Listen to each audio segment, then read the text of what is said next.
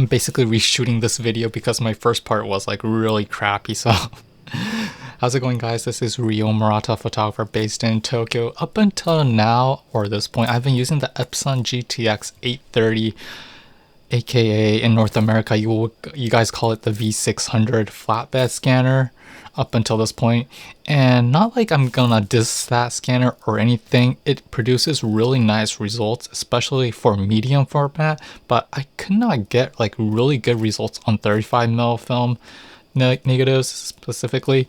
And this is like one of the quirks that the majority of flatbed scanners have, which is that it's not designed to scan 35mm film negatives. And this is due to the fact that the what we call the surface area of the flatbed scanner is supposed to scan documents, large A4 documents and stuff like that. And like film negatives such as medium format perform really well on that.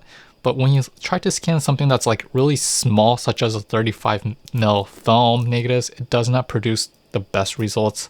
And in my case, I personally did not get enough sharpness, grain, and it just looked flat in my eyes. And I basically had to add like extra sharpening and grain in post in Photoshop, which basically took a lot of my time, and I was having a lot of issues. And that's like one of the reasons why I never shot much with 35mm film format, because I could not get the post process right, and it was time consuming. While shooting medium format, it produced really nice results from the start. So I was like sort of like sitting back and relaxing and saying, how should I edit my 35mm film negatives? And I came to this conclusion that it might be a good idea to sort of invest in a dedicated only 35mm film scanner. And I was looking on the internet, and there was basically two options that are available as of 2021. There's maybe more, but in terms of pricing of roughly $400 to $500 that a lot of people use. And that is the famous one, I think one of the ones called Pacific Image Prime Film XAS Super Edition. That is so long. This is actually a film what I call scanner used by a famous like photographer in North America called Grainy Days. He talked about this film scanners. And there's another one, a rival product called the Plustek Opticfilm AI 8200 AI, or does AI come after? Oh, 8200 AI film scanner. In terms of like film, in terms of like prices of roughly $400 or $500. Before like diving deep into those like what I call film scanners and like talking about which one I purchased, I have to mention that the Plustek Optic Film scanner has like three varieties. It comes in three flavors. There's an 8100, 8200 SC, and an 8200 AI, which is the most expensive one. The cheapest one is the entry-level 8100. The main difference between the 8100 and the 8200 is that whether or not it has an infrared sensor. And you guys probably know what I'm talking about, but majority of people don't know what I'm talking about. So to briefly explain, an infrared sensor is basically additional sensor that's basically placed at the bottom of the scanner, which basically shoots infrared light onto your negative. And what it does is it picks up the dust particles on your film negatives. And if you never scanned what do you call it, film negative, what happens is even if you like blow it like air in onto your film negatives in a holder, 100% of the time there will be dust. In most cases, like 100% of the time, there's going to be dust on the film negative. And if you do a flat scan, there you can basically see those particles being sprayed upon that film negative.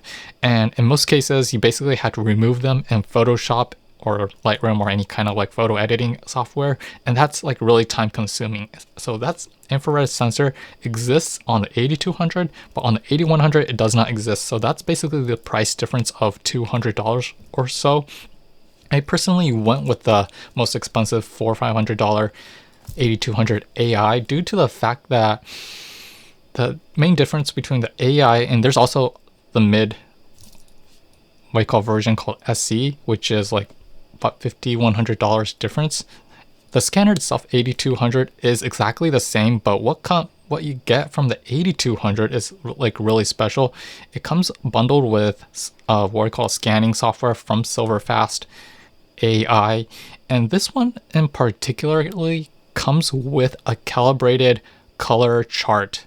And if you're like new to photography, or if you're new to film photography or digital photography, if you shoot a lot of digital, you know what I'm talking about. But it's basically the same concept as a color chart in like digital photography world. And it's basically sort of like, if you shoot with a sort of like a digital camera, what happens is that depending on the lighting condition, depending on the angle of the light, that light basically shooting, just casting over your subject, basically depending on that angle, depending on the light source, tends to shift in color when you take the first photo and when you take the second photo, because the light basically moves. If you're in a studio setup or something, it kind of moves, or you basically have to move your subject, your model somewhere. Color tends to shift depending on where that light is hitting. So in order to like balance everything out before you shoot a digital photo or a film photo, or maybe your monitor at the same time, like as time progresses, that quality of light basically changes. So in order to balance out, if you shoot with a digital camera, you take sort of like a gray card and just implement that into your digital camera and basically automatically adjust into the correct sort of like color temperature, or color zone, or I don't know what you could call it. But the same thing applies to monitors and scanners at the same time, because it's basically, there's a sensor in a scanner which is basically shooting light from below, and it's basically capturing that image. So you need to sort of like calibrate your scanner to the optimized like results, to get the optimized standard results throughout the range.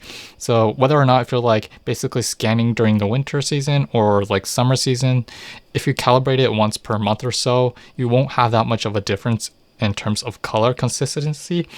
And this also applies to monitors, and if you like print a lot after like 1 month or 2 months or so, like in most cases, monitors, unless they're not like calibrated correctly, they tend to like shift in different color zones, color tints, and that's basically when you realize that although you think you had the correct color on your monitor when you like print it out in DTP, or when you like sort of like print it out, you realize that the color, there's like a significant color difference between the printer and the monitor. That means that your monitor is not calibrated correctly. So that's like where like color calibration tools such as data color exist. And I went off topic about calibration, talked too much, but going back to the scanner, this like scanner, like I said, comes with a color calibration tool, which you basically periodically like stick it into the slide film slot, and it basically reads that, color, and just and in most cases, because the color shifted over the course of the year or course of the month, it basically brings it back so that your scans would look exactly the same color temperature throughout the range when you're like scanning film negatives or slides. Forgot to mention that there are more functionalities. You get more functionalities on the AI instead of the SE, but I don't want to talk about it too much because there's like so many functions. So I'll stick in a link if you're interested in the description, like below. There's like a comparison chart on the official website, which tells like what's the main difference between the SE and the AI. So please check if you're interested in purchasing the specific like scanner. Do your research before purchasing it, because it's your like hard-earned cash. It's hard-earned cash for me. So unfortunately, I do not own the I forgot the name of the scanner. Because I don't own the Pacific Image Prime Film XAS Super Edition. Can't they make it like shorter? Because I don't own that scanner specifically, I can only get information from people who own it, which is like rainy days, unfortunately. So, and I just wanted to talk about the reasons I went with the Plustek instead of the XAS. And one of the like main reasons is that before I do my purchase, I always research looking at the customer reviews on specific like sites that tell from people like who experience using that scanner, that product. And in my case, because it's a like photography equipment, I checked B&H is customer reviews, and compared to like Amazon where there might be negative reviews, people who on B&H seem to be truly honest about the product specifically. And I realized that when I was browsing through the what you call the customer reviews on the BH website for the XAS Prime Super Edition film scanner, there were 1 out of 10 people had some kind of issue, stability issue. They had issues having the film not like rolling onto the correct area where the, the sensor like shot light and took a photo of, that area, and people had a lot of issues with that. And there were some people who were having issues of that scanner dying within a couple of months and stuff like that. And those kind of stuck out to me, especially.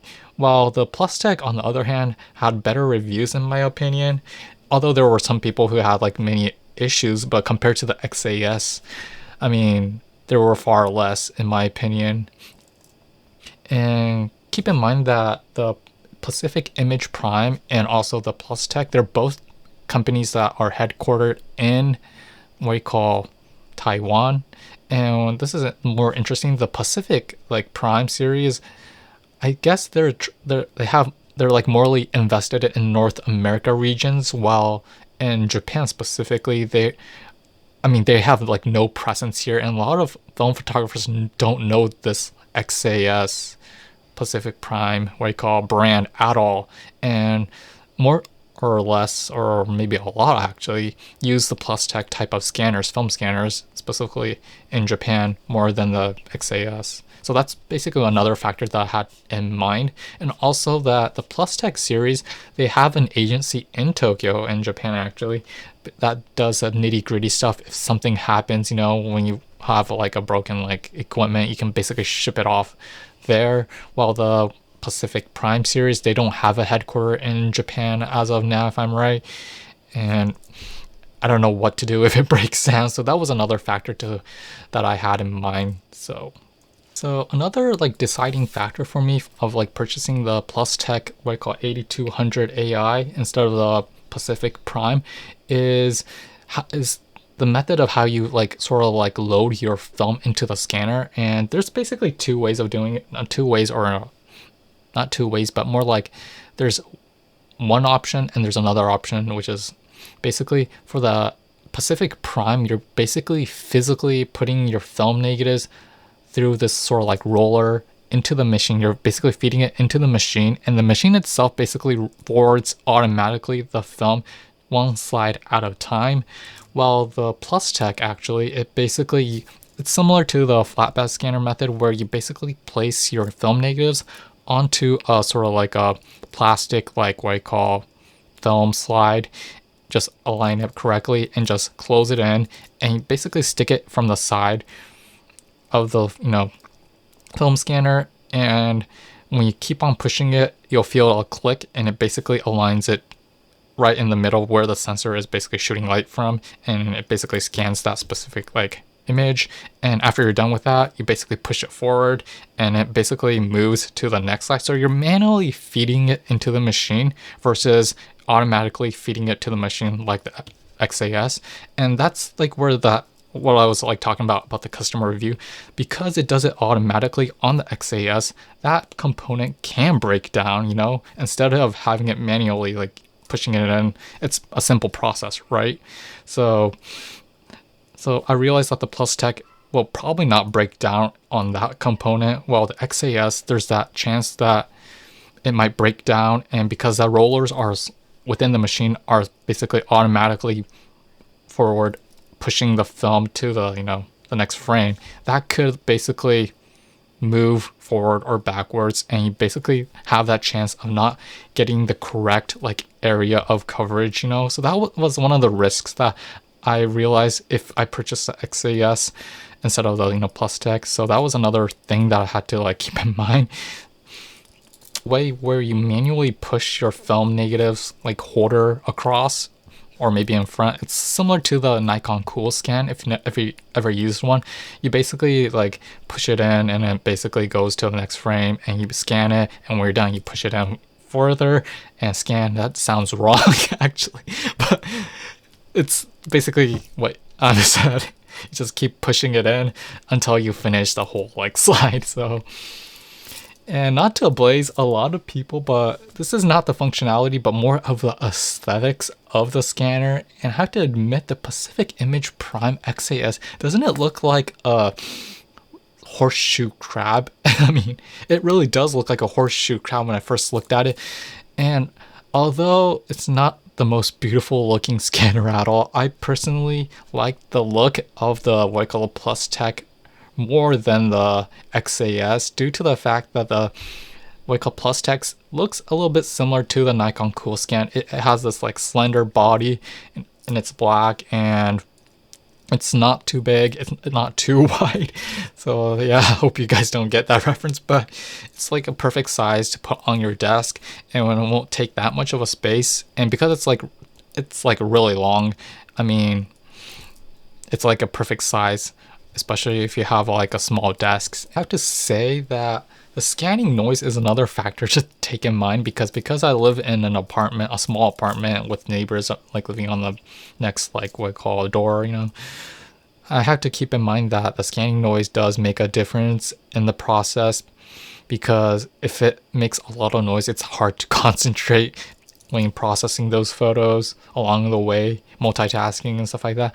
And what's interesting about the Plustek is that it does not make that much of a noise, and not many people talk about this, but like if you guys ever like scanned on a flatbed scanner, especially the GTX 830 and the V6, I think the V600 because it's the name's exactly different, but the function's exactly the same. I think it makes a lot of noise, but the V600 really, and the V600, the GTX 830, they're same products.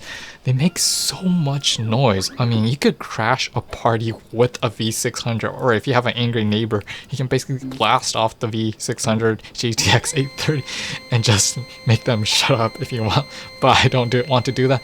But like because it makes a lot of noise, it kind of sort of limits me on what time of day that I can basically scan my film negatives. I can't do it in the middle of the night, while the Plustek on the other hand, because it doesn't make that much of a noise, I can basically scan it during like midnight and I won't have any problems with it. So that's like one of the things I realized after like purchasing this scanner. And I have to admit that I wish the GTX 830 did not make that much of a noise. Honestly, I don't know why it makes that much noise. It might be broken or it might not be broken, but that's one of the things I needed to mention in this video. So yeah. So this scanner typically has a DPI of 7200, which is equivalent to roughly 68.9 megapixels, and that's a gigantic file, honestly. In most cases, people say that film negative have a sort of like a megapixel of roughly 1000, wait, that's the Japanese way of saying it, of roughly like 15 megapixel to 20 megapixel is probably the amount of resolution a typical 35mm like film has. And in my case, I basically scan at half of that, so like 3600 DPI, which is equivalent to like 13 megapixel or so, if I'm right. I have to do my math, but somewhere along that way. And this like depends on the person. I mean, if you're like printing large prints, having more DPI is optimal, but going too far, you get these like, if you go like 6000 DPI or 72,000 DPI, the maximum, in most cases you will start to see these weird artifacts appear on your images. So that's why people like tend to sort of like scan at half that. So the Prime XAS scanner has an effective DPI of like 10,000 DPI. People scan at half that, so 4,000 or 5,000. People tend to scan at that, which gives the optimal result. This one, the Plustek, has 7,200 DPI, so I scan it around 3,200, 3,600 probably is the best area to scan the film negatives on the scanner, and so far I'm getting good results from it. So that's like one of the things I forgot to mention. And I have to also say that if you increase the DPI of the settings, what happens is that it's going to take longer to scan those images, and this is a true fact on every single scanner, flatbed, any kind of flatbed 35mm scanner. The more you try to push the resolution out of your images, it's going to take 1.5 times more time, 2 times more time to just capture that image and save onto your computer. It's going to take a longer time to do that. So in my case, that sort of like niche area is roughly 3200 DPI, which doesn't take too long, but it doesn't take too less of a time when like batch scanning my film negatives. So that's one thing to keep in mind. Keep in mind that because I recently purchased this and I haven't done like a rigorous test of using it for more than a year or so, I can't say much about the serviceability and the customer services and also like the durability of the scanner. I don't know if it's gonna break on the next day or not, but this is sort of like my overview of this like scanner and then my reasoning behind why I purchased this. And I have to admit that in most cases, if you're like starting out shooting with 35mm and if you're looking for a film scanner, a dedicated film scanner, this will in most cases will be overkill for most people, because this scanner is targeted towards more professional and more like semi-enthusiasts, people who are really serious about photography, including me. I'm getting serious about photography, especially shooting with film, you know. So it's sort of like a worthwhile investment to make, and it is a hefty price of $400 and $500. And because that's really expensive, I guess that's one of the reasons why this company Plustek offers us sort of like a slimmed down version. They have like three varieties in total of that entry level 8100, which go for roughly $200, and the mid version of 8200 SE, the slimmed down version, exact same like scanner as the AI, but it has a slimmed down software attached to it. So you have like more options available. And even if the 8100 is overkill, there are like more options available. You can like search that up on B&H Photos. And if you look at the previous generation of the 8100, there's one called 7100. A fellow YouTuber actually talked about it, and he said that the 7100, the previous generation, you can purchase one if you're lucky for maybe less than $100. So that's a great like entry level like 35mm film scanners if you're like starting out. The Plustek Optic 7100, it might be a great option if you're like starting out in film photography, and if you want to have a dedicated film scanner for like scanning 35mm. So yeah, and you can basically save a lot of money along the way. And when you're like used to, and when you like mastered scanning a film negative for the 35mm film like format, you can basically upgrade to a better scanner, which might get like released in the near future. So I mean, it's not great to like invest in a really expensive upfront, because you can use that hard-earned cash and invest it in something else. Yeah, this was a super long video, and honestly, I did not cover everything about this scanner, and there might be a lot of people who have a lot of questions, and I'm happy to like reply to them. If you have like any issues or any kind of like questions regarding this like scanner, I'm happy to reply during my free time. And yeah, if I missed something, I mean, I'm happy to like reply, and hope you guys like enjoy this video, and keep shooting, keep scanning, and keep perfecting your craft. We will see you next time. Peace.